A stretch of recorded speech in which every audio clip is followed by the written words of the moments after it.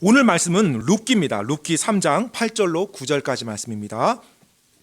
한밤중에 그 사람이 두려워서 몸을 돌렸는데 보라, 한 여인이 자기 발치에 누웠으므로 그가 이르되 너는 누구냐 하매 그녀가 대답하되 나는 당신의 여종 루시오니 그러므로 당신의 옷자락으로 당신의 여종을 덮으소서.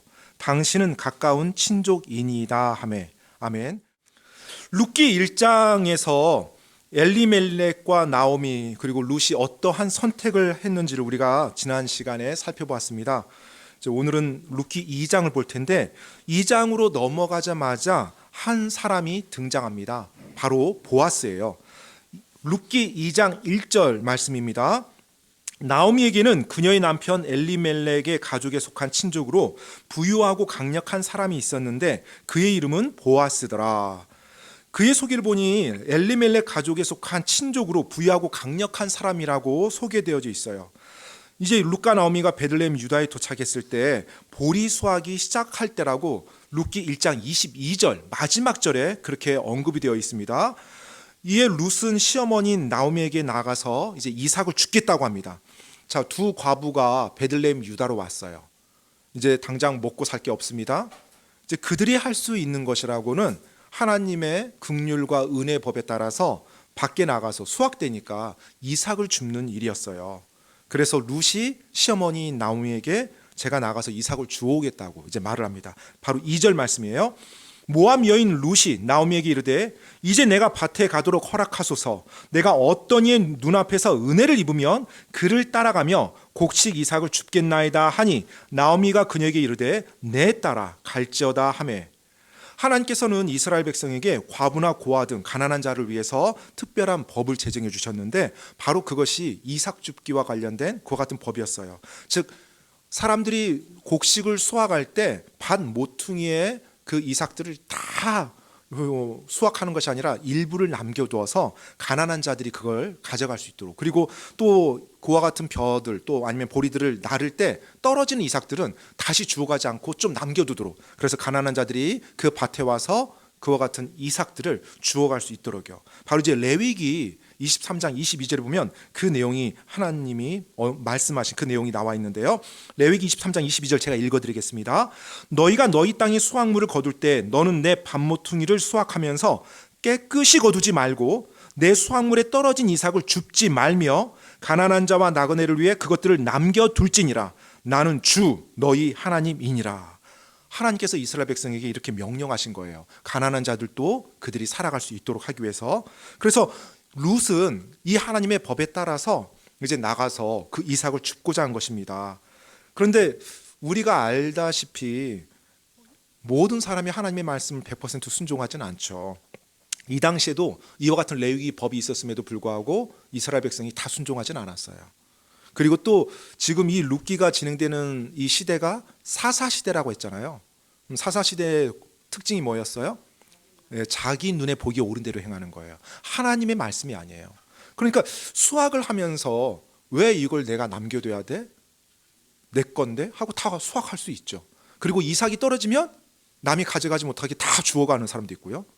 그리고 또 어떤 사람은 그래도 하나님 법이니까 따른다고 따르지만 이삭 줍는 사람이 오면 별로 이렇게 친절하게 안 대해주는 거죠. 그리고 모질게 대하고 신경 쓰지 않게 저쪽에서 가라고 하고, 이와 같은 일들이 많이 일어나는 거예요. 그러다 보니까 이제 룻이 내가 어떤 이 눈앞에서 은혜를 입으면 그를 따라가며 곡식 이삭을 줍겠나이다 이런 말을 한 거예요. 당연히 하나님의 법이니까 나가면 나 이삭 주워 올게 뭐 이게 아니라 은혜를 입어야 되는 거예요. 누군가의 밭에 가서 그 사람이 허락해 줬을 때 거기서 자기가 이삭을 줄 수 있는 거예요.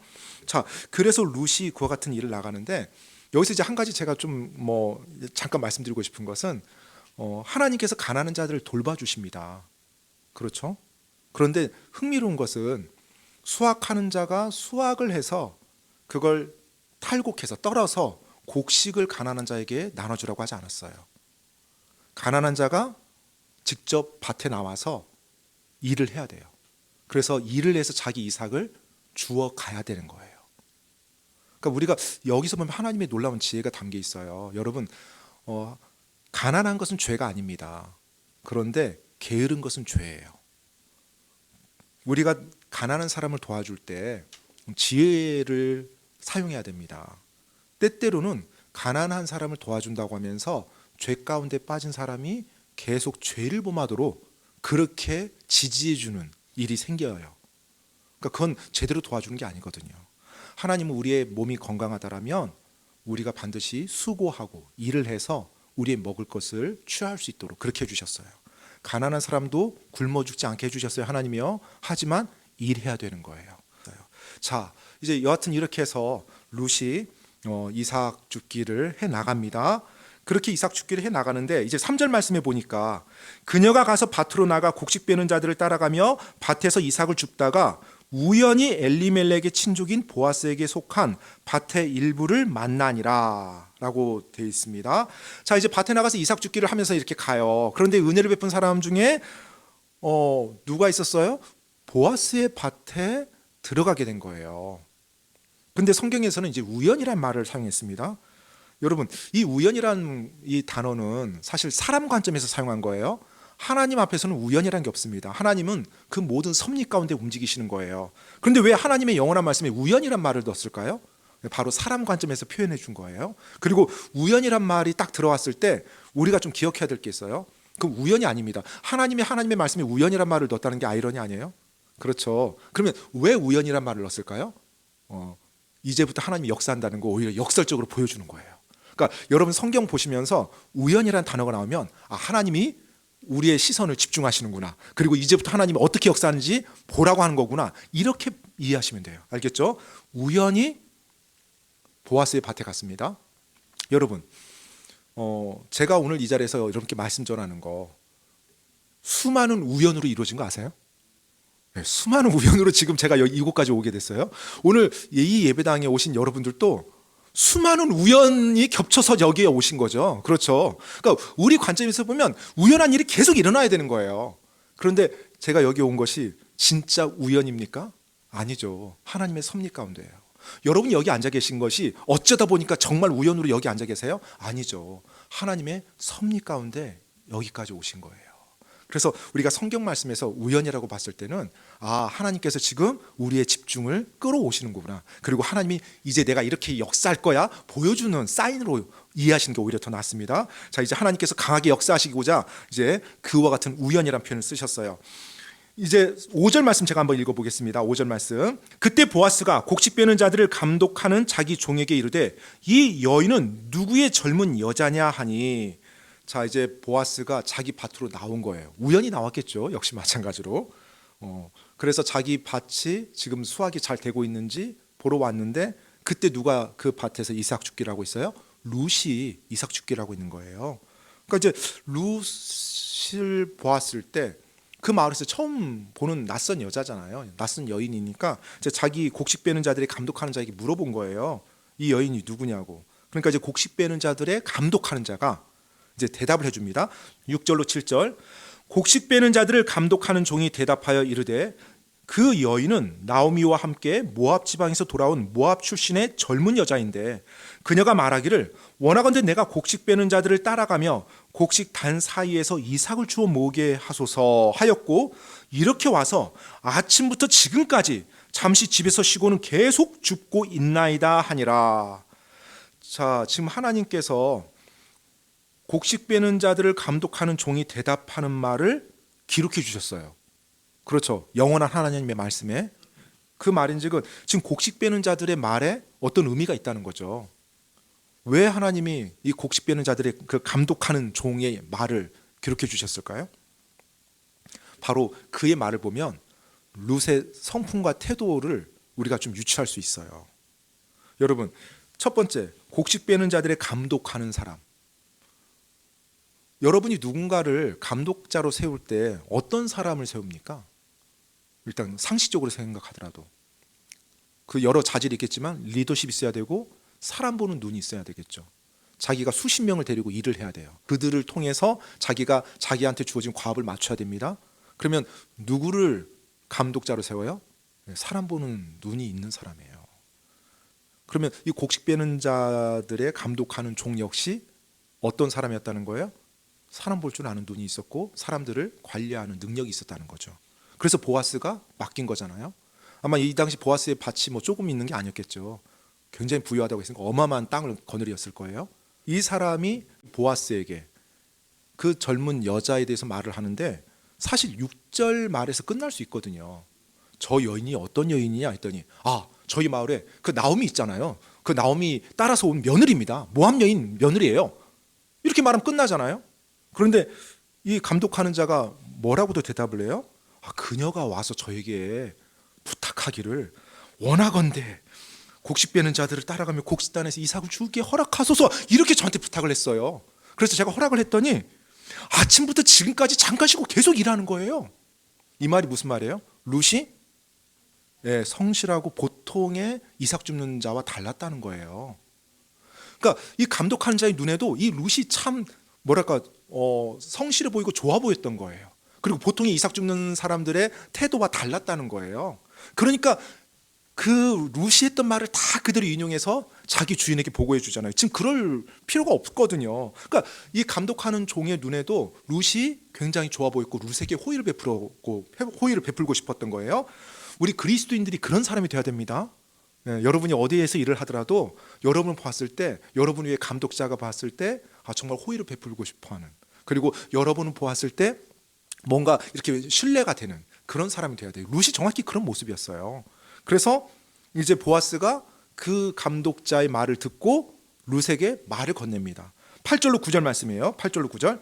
그때 보아스가 룻에게 이르되 내 딸아 내가 듣지 아니하느냐 이삭을 주우러 다른 밭으로 가거나 여기에서 다른 데로 가지 말고 여기에 내 소녀들 옆에 바싹 붙어 있으라. 그들이 수확하는 밭에 눈을 두고 그들을 따라서 가라. 내가 청년들에게 명하여 너를 건드리지 말라 하지 아니하였느냐.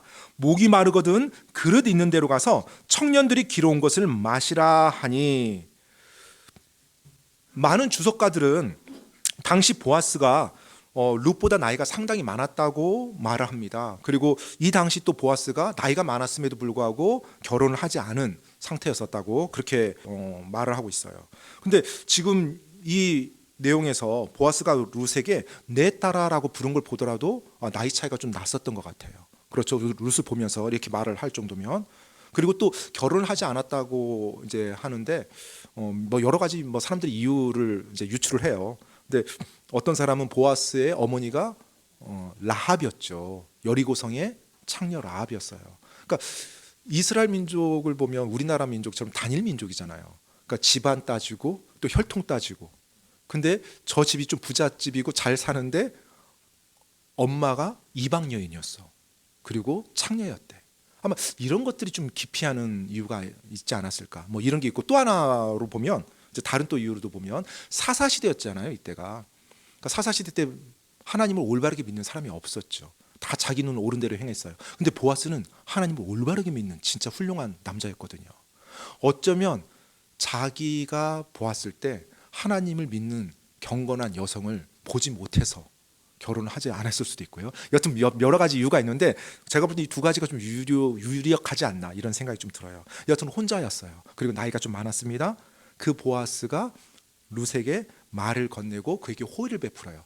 호의를 베푸는데 뭐라고 말해요? 청년들이 건드리지 못하게 하고, 즉 젊은 과부 이방 여인이었기 때문에 사람들에게 어떤 시달리고 괴롭힘 당할 수 있거든요. 그래서 그걸 막아주는 겁니다. 그리고 청년들이 길어온 물을 마시도록 허락했어요. 여러분 이 당시 일을 하는 사람들은 당연히 물이 필요하죠. 근데 수도꼭지가 있는 게 아니죠. 우물가 가서 물을 길러 왔어야 됐어요. 근데 우물가가 집마다 있는 게 아닙니다. 마을 어귀에 아니면 아주 멀리 떨어진 곳에 공동 우물가가 있죠. 그러니까 일을 하기 위해서는 항상 필수적인 게 뭐예요? 물을 챙겨야 돼요. 그러니까 그 물을 청년들이 길어 온단 말이에요. 자, 그래서 자기들이 물을 마시고 일을 계속 해 나가야 돼요. 그런데 이삭 줍는 사람이 와서 그 물을 같이 마신다? 말이 될까요, 안 될까요? 어림도 없죠. 이삭을 죽게 해준 것만 해도 어딘데 감히 와서 물을 마셔. 자기가 물을 떠오지는 못할 망정. 그러니까 허락을 하지 않는 일이에요. 그런데 보아스가 룻에게 이삭을 줍고 힘들면 여기 청년들이 기른 물도 마시라고, 손대지도 못할 그 물을 마시라고 허락한 거예요. 그러니까 지금 보아스는 지금 이 룻에게 엄청난 호의를 베풀어 준 거예요. 그러니까 룻이 보아스에게 묻습니다. 어떻게 이렇게 큰 호의를 저한테 베풀어 줍니까? 물어보니까 이제 보아스가 룻에게 대답을 해줘요. 11절 말씀입니다. 11절. 보아스가 그녀에게 대답하여 이르되 내 남편이 죽은 뒤에 내가 내 시어머니에게 행한 모든 것과 내가 내 아버지와 어머니와 모국 땅을 떠나 지금까지 내가 알지 못하던 백성에게로 온 일을 내가 분명히 보았느니라. 자, 보아스는 이미 룻에게 말 걸기 전에 룻에 대해서 이미 다 알고 있었어요. 그 평판과 소문을 다 들었던 거예요.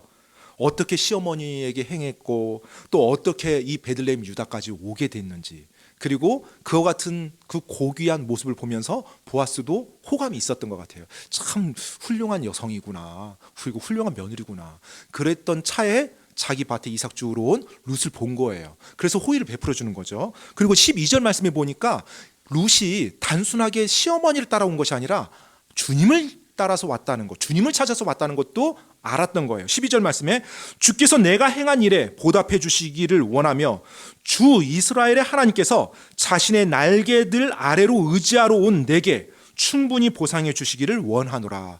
룻이 시어머니를 따라왔을 뿐만 아니라 바로 이스라엘의 여호와 하나님을 섬기기 위해서 왔다는 것도 알았던 겁니다. 그래서 주님의 품에, 주님의 날개 아래 이렇게 찾아서 온 너에게 우리 여호와 하나님께서 복 주시기를, 그리고 보상해 주시기를 원하노라 라고 말했던 거예요. 그리고 보아스가 이 룻에게 식사까지 제공해 줍니다. 그러니까 지금 상상할 수 없는 일이 일어나는 거예요. 이삭 줍는 자에게요. 14절 말씀에 보면 보아스가 그녀에게 이르되 식사할 때 너는 이리 와서 빵을 먹고 내 빵 조각을 식초에 찍으라 하므로 그녀가 곡식 빼는 자들 옆에 앉음에 그가, 여기 그가 지금 보았습니다. 그녀에게, 룻이죠, 볶은 곡식을 건네주니 그녀가 배불리 먹고 남겼더라. 아침에 이삭 주우러 온 룻이 오늘은 몇 시간 일해야지, 점심시간에 난 도시락 이거 먹어야지 하고 도시락 챙겨왔을까요? 네, 전혀 챙기지 않았습니다. 지금 이삭을 줄 수 있을지 없을지, 나에게 누가 은혜를 베푸는 사람이 있을지 없을지, 지금 그와 같은 상황이에요. 그런 가운데 뭐 내 도시락을 챙기고 점심 먹고 몇 시간까지 일해야지 이런 개념 없습니다. 굶으면서 일하는 거예요. 그리고 은혜 베푼 사람이 있으면 그 시간 동안 최선 다해서 이삭 줍는 거고요. 그러니까 당연히 뭐 먹을 걸 생각하지도 않았죠. 근데 점심때가 됐는데 보아스가 어떻게 해요? 그 룻을 불러서 점심까지 먹을 것까지 같이 주는 거예요. 이 보아스는 심지어 자기 종들에게, 그러니까 수확하는 종들에게 이삭을 일부러 떨어뜨리라고까지 말해요. 이삭을. 15절로 17절입니다. 그녀가 이삭을 주우러 일어날 때 보아스가 자기 청년들에게 명령하여 이르되 그녀가 곡식 단 사이에서도 줍게 하고 그녀를 나무라지 말라.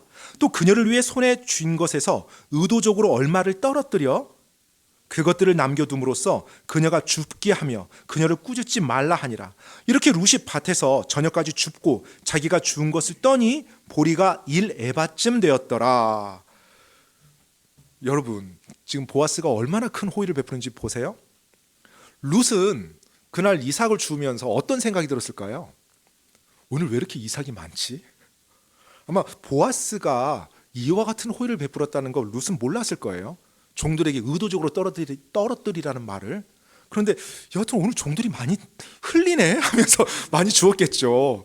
그리고 그 자기가 이삭 주운 걸 떨어서 보니까 얼만큼 나왔다고 그래요? 보리가 1에바래요. 1에바면 지금 한 대략 22리터 정도 된대요. 그러니까 한 양동인 거예요. 곡식 날개, 그 알곡들을 떨어 보니까 이만큼을 준 거예요. 여러분 생각해 보세요. 이삭을 주러 가서 하루 만에 이렇게 주었다는 게 말이 돼요? 안 되죠. 그 정도면은 둘이서 일주일 정도 먹을 수 있는 양이래요. 그러니까 지금 비정상적인 일이에요. 자, 이제 그 1에바 보리를 가지고서 집에 갔습니다. 나오미가 봤겠죠. 시어머니 나오미가 보고 나서 뭐 잘 주워 왔네 이렇게 생각이 됐을까요? 나오미도 분명히 놀랐을 거예요. 얘가 지금 어디에 갔길래 혹시 훔쳐온 거 아니야? 막 왜 너무 많으니까 양이. 그래서 묻습니다. 어디 가서 너 이삭 주웠니? 물어요. 나오미는 잘 알 거예요. 이삭 주웠을 때 어느 정도 양이라는 거, 사람들이 어떻게 대한다는 거. 왜? 나오미는 자기가 젊었을 때 살았잖아요. 그 동네요. 룻기 2장 19절 20절입니다. 룻의 시어머니가 룻에게 이르되 내가 오늘 어디에서 주웠느냐? 어디에서 일을 하였느냐?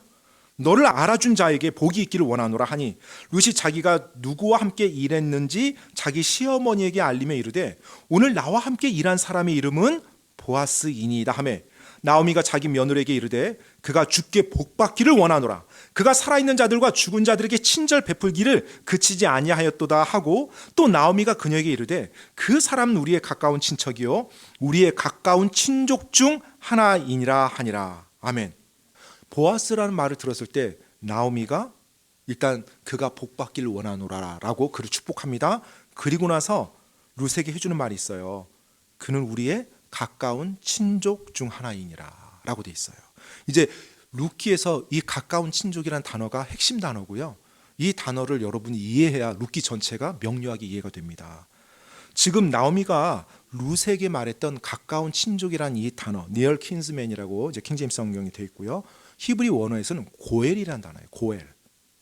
근데 이 고엘이라는 단어가 이제 영어로 번역이 될 때는 친족이라는 단어, 그리고 구속하다라는 단어, redeemed라는 단어로 번역이 돼요. 그러니까 redeem, redeemer, 구속, 대속, 아니면 구속자, 대속자, 그리고 친족이란 말로 번역이 됩니다. 그 문맥에 따라서.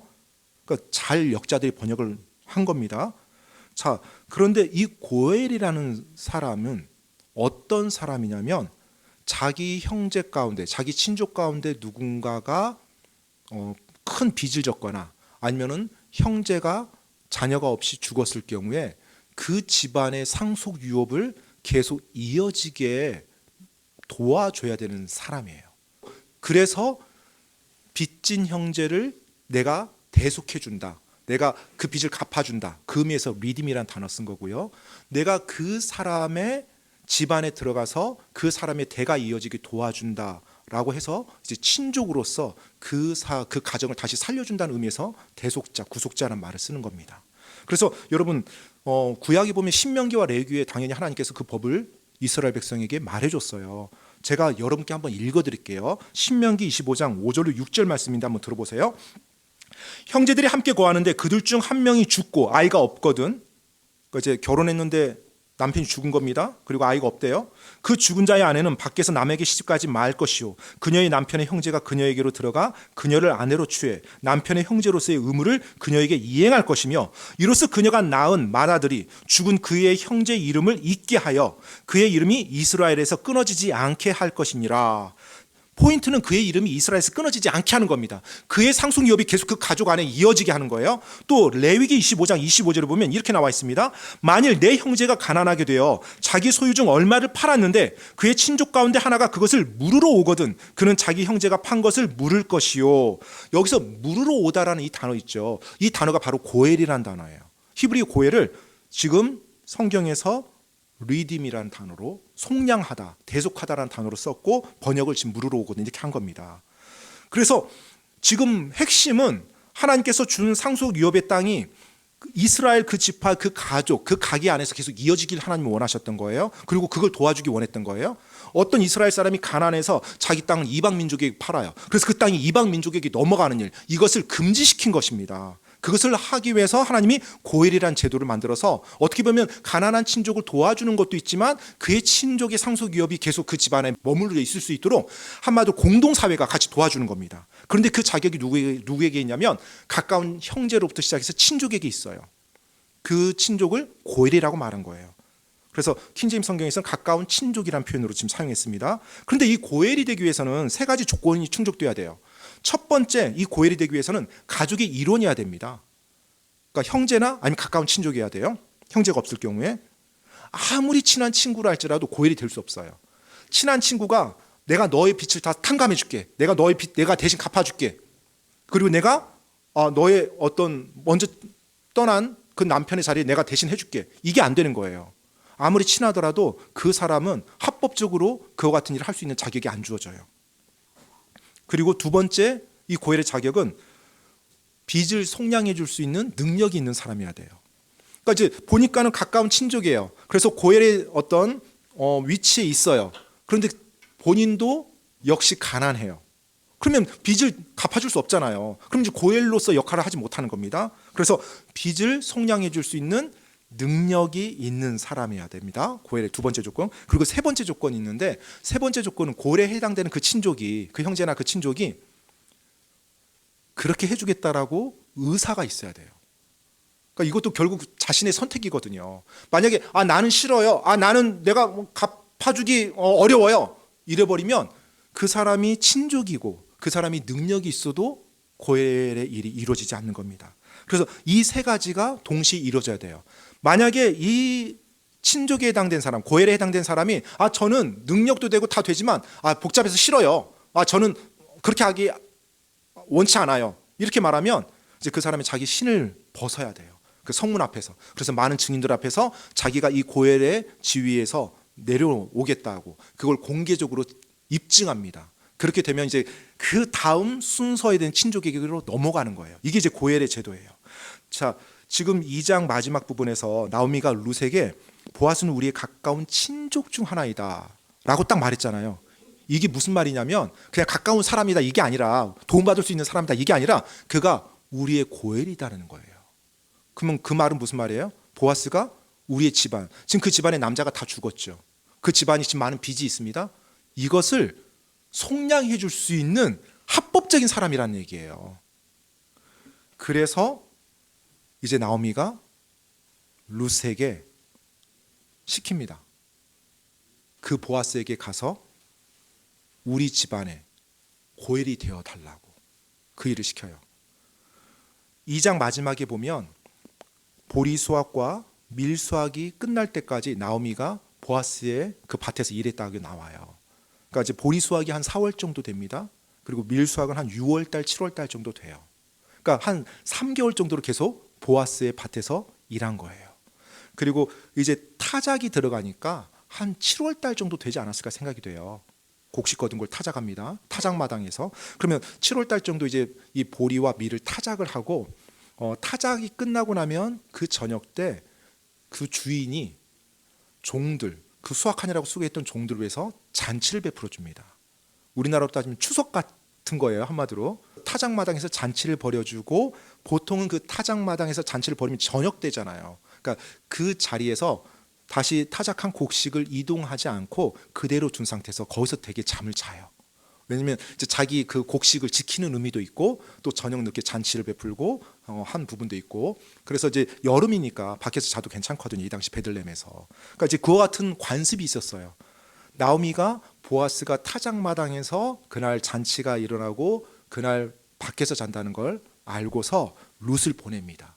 그리고 룻이 보아스에게 가서 당신은 저희의 고엘입니다. 그 고엘로서 역할해 주세요. 이 부탁을 하도록 시켜요. 그게 이제 룻기 3장 8절로 9절 말씀입니다. 한밤중에 그 사람이 두려워서 몸을 돌렸는데 보라 한 여인이 자기 발치에 누웠으므로 룻이 이제 조용히 가서 발치에 누운 겁니다.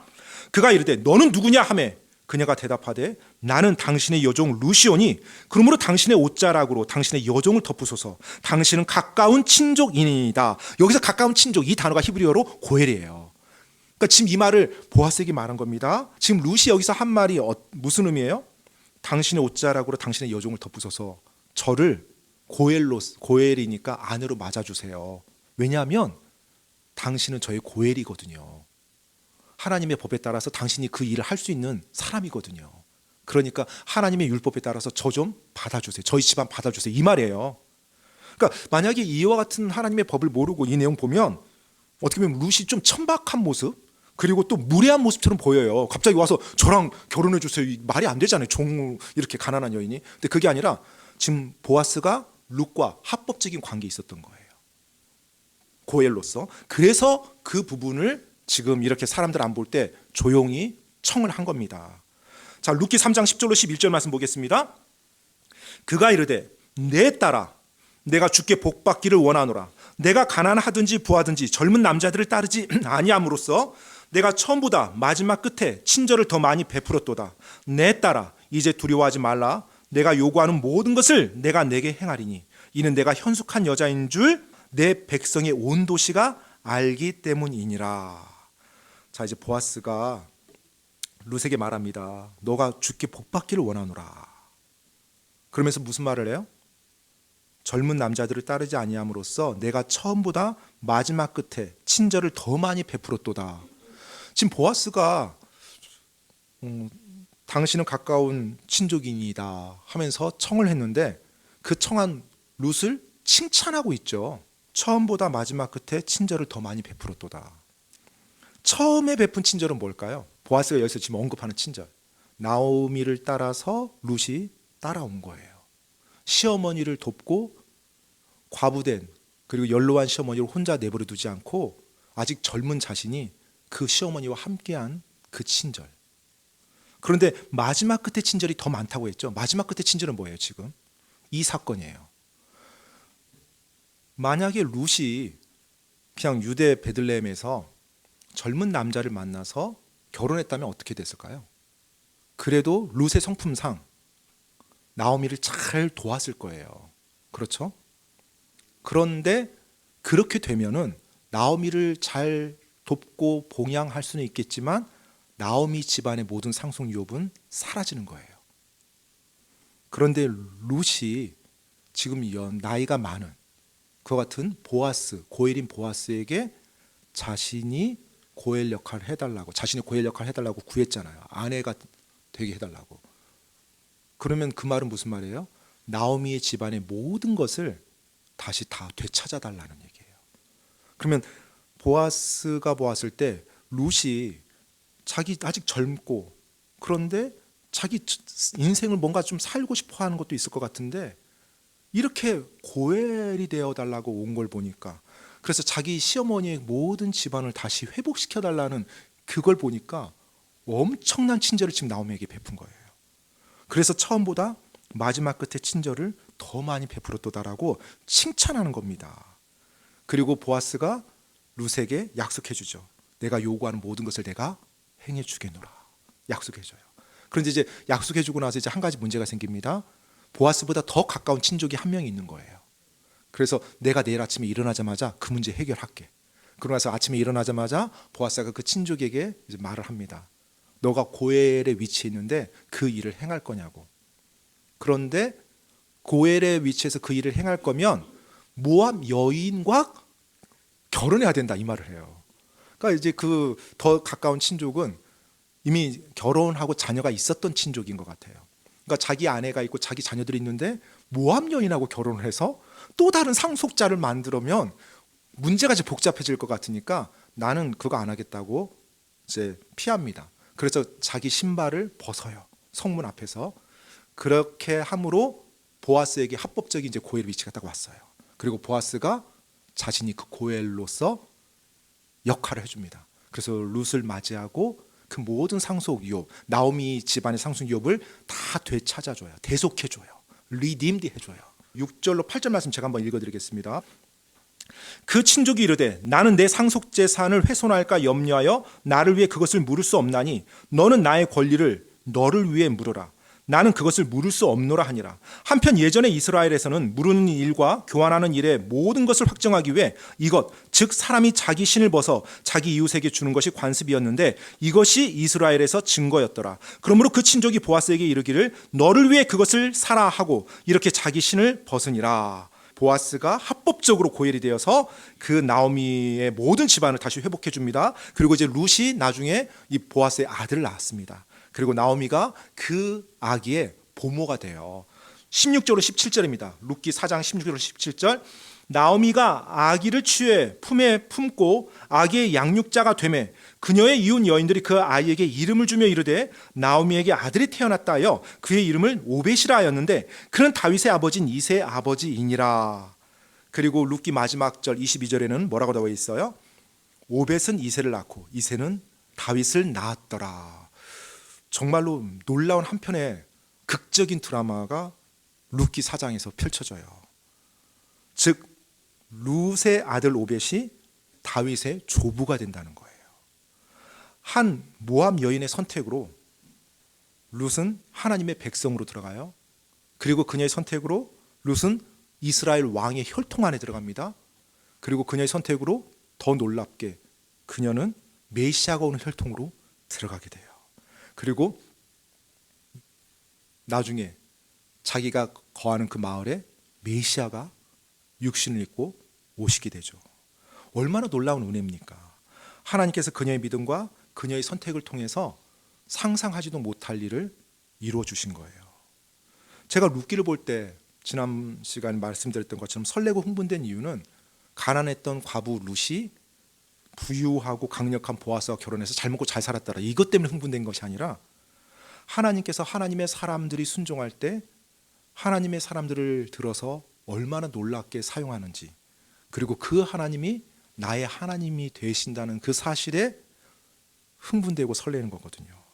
여러분, 우리가 주님을 사랑함으로 순종하며 나갈 때 내가 원하는 대로 일이 이루어지는 것이 중요한 게 아닙니다. 하나님 말씀대로 살았던지 내가 원하는 게 안 이루어졌어, 지금 그게 포인트가 아닌 거예요. 내가 하나님을 사랑하고 하나님 말씀대로 순종하며 나갈 때 하나님이 이루시고자 하는 일을 이루시는 것이 중요합니다. 나를 통해서요. 그게 나에게도 기쁨이요 영광이 되는 거예요. 그래서 나의 순종을 통해서 하나님께서 날실과 시실로 그분의 걸작을 만들어 가신다는 거예요. 그게 영광되는 거죠. 신약 성경에서도 바로 그 내용을 우리에게 말해주고 있어요. 로마서 8장 28절에 보면 우리가 아는 바와 같이 하나님을 사랑하는 자들, 곧 그분의 목적에 따라 부르심을 받은 자들에게는 모든 것이 합력하여 선을 이루느니라. 아멘. 이 말씀 모든 그리스도인들이 좋아하잖아요. 바로 하나님을 사랑할 때 그분께서 모든 것, 우리 눈에는 참 힘들고 어렵고 안 좋게 보이는 일이 펼쳐져요. 그런데 그 모든 것을 가지고 하나님이 뭘 하신다고요? 선을 이루신대요. 그래서 여러분이 정말로 하나님 말씀대로 하나님께 순종하면서 걸어갈 때 때때로 내 인생에서 힘들고 좀 거친 길을 맞이할 수 있어요. 하지만 절대로 낙심하지 마십시오. 하나님께서 지금 그분의 일을 여러분의 삶을 통해서 하나씩 지금 수를 짜고 계십니다. 루카 보아스를 보면서 한 가지만 말씀드리고 마무리하려고 합니다. 이 루카 보아스는요, 구약 성경에서 예수님과 우리 믿는 자를 보여주는 예표예요. 구약 성경에는 우리 예수님과 믿는 자들에 대한 많은 예표가 나와 있어요. 룻기가 놀랍게 그것을 보여주는 예표입니다.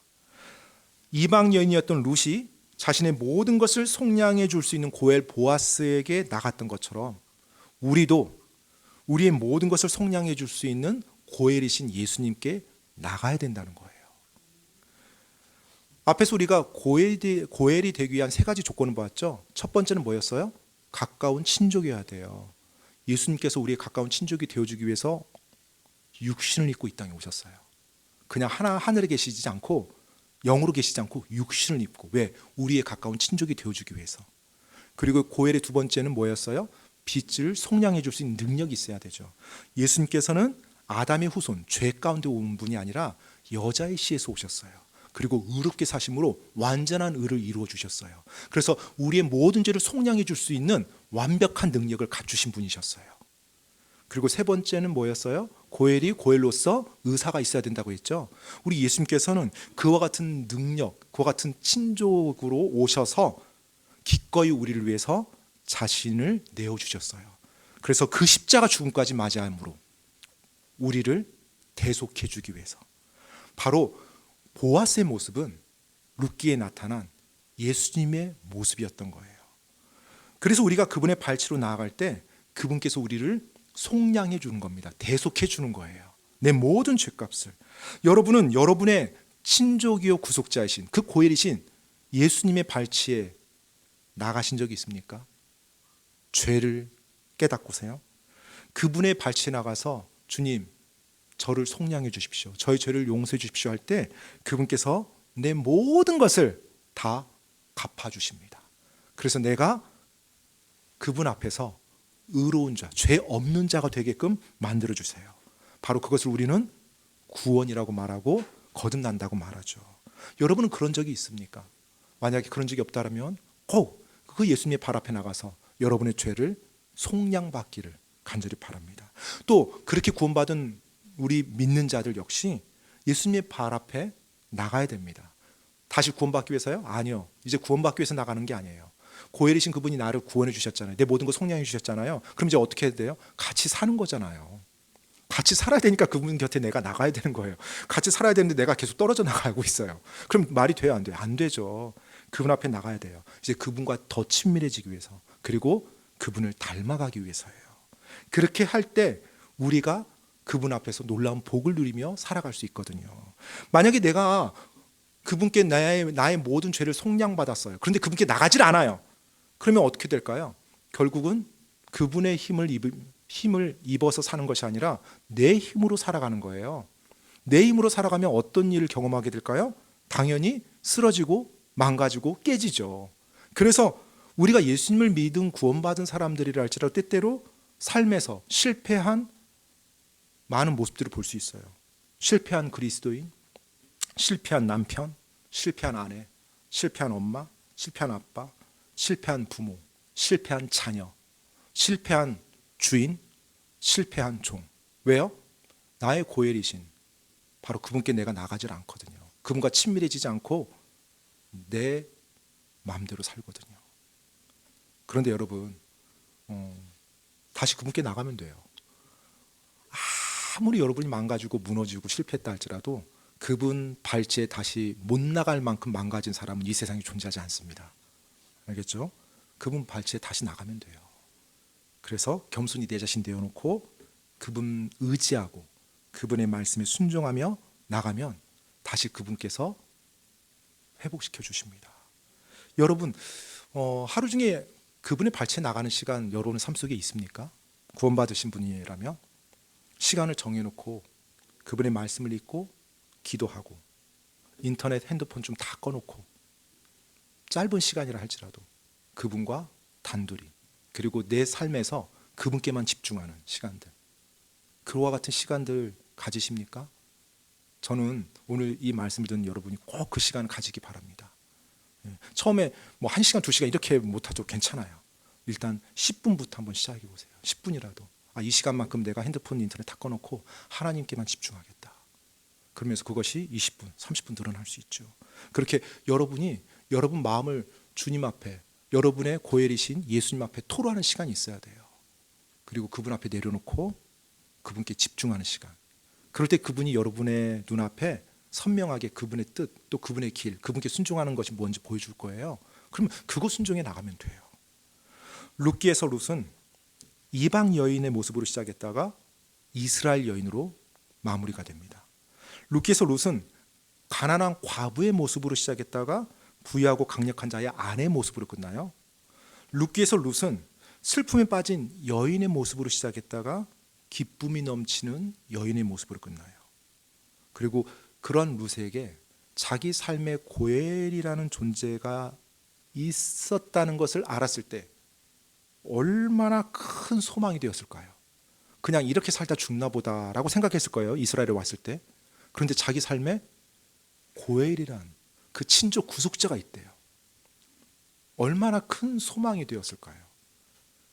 그러했기에 룻은 기꺼이 자신의 고엘인 친족 대속자인 보아스의 발치로 나갔던 거예요. 여러분도 룻과 같이, 우리도 룻과 같이 우리의 고엘이신 예수님의 발치에 기꺼이 나가지 않겠습니까? 그런 여러분과 제가 되기를 간절히 기도합니다. 이 시간에 기도하고 마치겠습니다.